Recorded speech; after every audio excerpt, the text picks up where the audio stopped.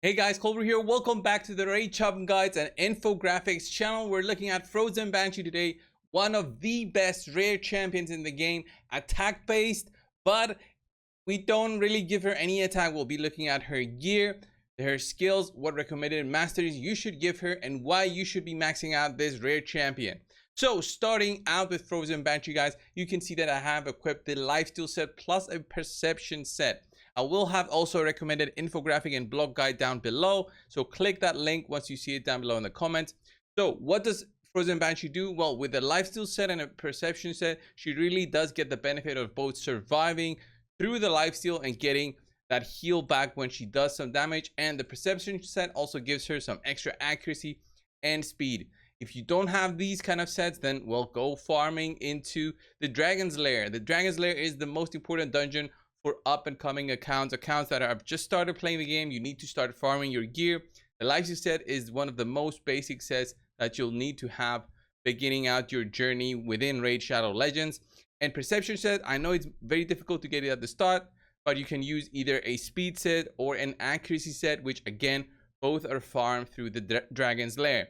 Both of these sets are amazing to use and really synergize together for Frozen Banshee specifically. For all the other parts, having 6-star or even mythical gear sets, do not worry about that. What you need to have a good understanding of is that Frozen Banshee really needs the accuracy first before anything else. You need the speed, and then if you can give her a good amount of health and defense, it really adds on to her survivability, her ability to survive longer and longer throughout a fight, because that's what you want to have. You don't want to have your champions dying, especially if you're not running a reviver either in the dungeons or let's say even for your clan boss. Starting out, clan boss can be very difficult, and Frozen Banshee will shine there. So we are running Frozen Banshee currently with 224 speed. You don't need to have such high speeds. I would recommend anything above 170 for Frozen Banshee, 250 accuracy or so. Anything above 230 will get you for all dungeons and will also provide a very good base for the clan boss as well, where the maximum would be around the 270 mark for accuracy. In terms of defense, anything above 2000 is great. 3000 would be ideal, and then health, anything above 30,000 is good. The better it is when you have more and more health for Frozen Banshee to be surviving, especially if you're running her in the dungeons for your poisoner to survive all the way to the end, and which is I would say the most recommended strategy.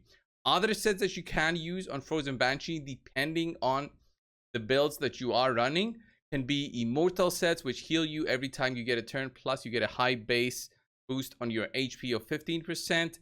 You also can run the regeneration set. This is an amazing set, especially for just dragon farming, where a good regeneration set will help Frozen Banshee heal back a lot whenever she takes a turn without depending on that lifesteal effect coming back to her.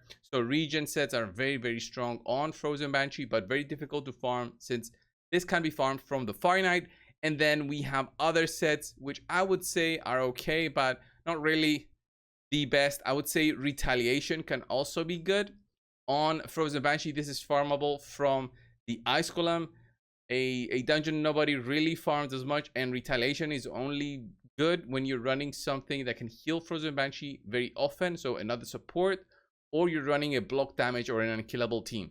So what does make Frozen Banshee so good? It's her skills. Basically her A3 skill is what enables her to attacks one enemy, applies a poison sensitivity debuff for 2 turns. This can be of course extended based on your masteries.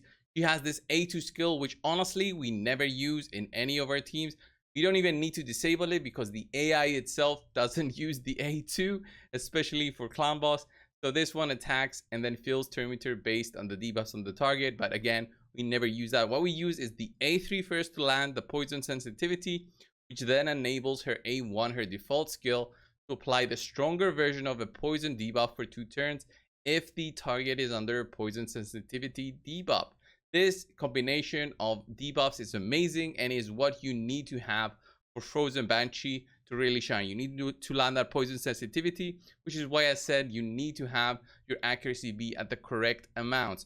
So trying to get accuracy wherever you can in the substats, maybe even an accuracy chest piece if you're having difficulties getting that accuracy high enough for dungeons or clan boss, and then trying to get accuracy, let's say on your amulet here on the substat and on your banner, okay, if you're still having issues with it.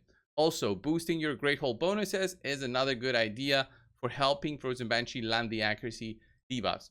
In terms of her mastery setup, this is the mastery setup that I'm running with Frozen Banshee. Really needs that War Master, especially with the lifesteal combo. This War Master will help you do a lot more damage on the boss and also heal you back for a tremendous amount of health whenever you do any sort of damage through War Master. And the support tree right here also gives you a little bit of extra accuracy, and this Master Hexer Mastery is one of the best, especially for Frozen Banshee, extending the duration of both the poison sensitivity and her poisons that she applies through the A1. So definitely this build is, I would say, the strongest one for Frozen Banshee. You don't have any issues with her landing the poison sensitivity, or you have something that extends debuffs already, then you can go the defensive route and picking up even blast proof, then going all the way down to something like retribution and deterrence as well. If you want to run a tank here for the Banshee that doesn't get that extra benefit of the accuracy and Master Hexer, and also even Cycle of Magic through the support tree. In terms of Frozen Banshee's usefulness in any of the areas of the game, I would say that she is the most useful in dungeons. Not so useful in faction wars. I wouldn't recommend faction wars as much as other areas, but dungeons are really important, especially for dragons. Maybe the ice golem and the clan boss, of course, is where she is an MVP. Not the Hydra clan boss, but the Demon Lord clan boss.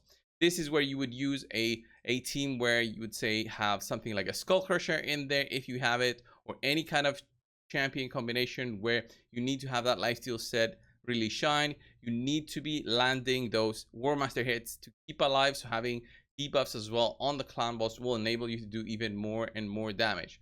I would say that she is a great champion to have as you're progressing through in your clan boss teams, and you can use her throughout easy, normal, hard, brutal, nightmare, even ultra nightmare teams. But she falls off, of course, to epic and legendary champions later on, but that doesn't mean she is a wasted investment in terms of all the time that you'll spend, and also resources for masteries and skill books. So let's have a look on Dragon 20 and we'll see on how this team operates. We have Apothecary there, who is a tremendous healer and speed booster, turn meter booster. Having the speed up buff basically provides a tremendous boost compared to your opponents, especially if you manage to have a champion that also applies a speed down debuff. Then you have a very much difference in the turn order of your own champions and the enemy champions, having the possibility of even going twice or 3 times before the enemy waves can manage to take their own turns. So let's have a look at the team in action. When you're running a dungeon such as Dragon, you want to make sure that you are running also a very strong poisoner such as Frozen Banshee. She has a very strong poison sensitivity skill, which can enable the strong version of poison debuffs to be applied on the boss when the poison sensitivity debuff is active. And that is very crucial in getting the boss down. You don't need as much damage as you would think if you do have the poisons, which also Kale can provide through his A3 skill and A1 skill. And then we also have a very strong defense down champion, which can also enable the waves to drop down a little bit quicker through Kale's AoE damage, since her defense down is the stronger version at 100% chance, which is amazing for a free champion, a very much accessible champion within the game. And then finally, Haikatun is also accessible to everybody through just leveling up and playing the game for 30 days. Okay, her speed boosting and also speed up buff benefits the fact that you might not have it active through Apothecary, let's say, and then you'll have it through Haikatun. 3-tier cooldown for both skills. You'll eventually have both going at the same time sometimes, as long as it's not, you know, too crazy in terms of the speed difference, then you should be totally fine. Let's go into the dungeon though and have a look at both at basically every single champion. Here is just the utility that all of the champions provide together that will really help you push through and beat dungeon 20, which is a pretty much a break point in terms of deciding where, okay, I'm doing very well in the game, and now I'll be starting to get that 5-star and 6-star piece of gear, which will prove essential for just gearing up your champions. As you might think, oh, look at that. As you might think that gear is not important, it's really as important as champions. Equipping your champion right is really important, and giving them the correct pieces will help them push through and beat each different part of the game. We saw Haikatun there just get destroyed there. I think I have her equipped a little bit different for the hard Doom Tower. Makes her a little bit squishy, but it's totally fine. That's why she got targeted there. And we're also fighting magic enemies, which magic enemies hate spirit enemies because of the affinity difference. They always target the affinity disadvantage champion in there. So spirit when you are doing 20, which is magic. So let's have a look at how this goes. By the way, I have my War Maiden in the stun set. Don't worry too much if you don't have that. Or my kill also, those are actually used for the hard version of the Doom Tower. And oof, kill goes down, but it's totally fine since I still have Frozen Banshee, who's built much tankier than everybody else. Honestly, if just Frozen Banshee and Apothecary survive, I should still be able to beat the boss, even though it will be at a slower time than what I would like. You see the constant boosts of Terminator. Look at the decrease in cooldown. That was actually his Masteries there, proccing for Apothecary.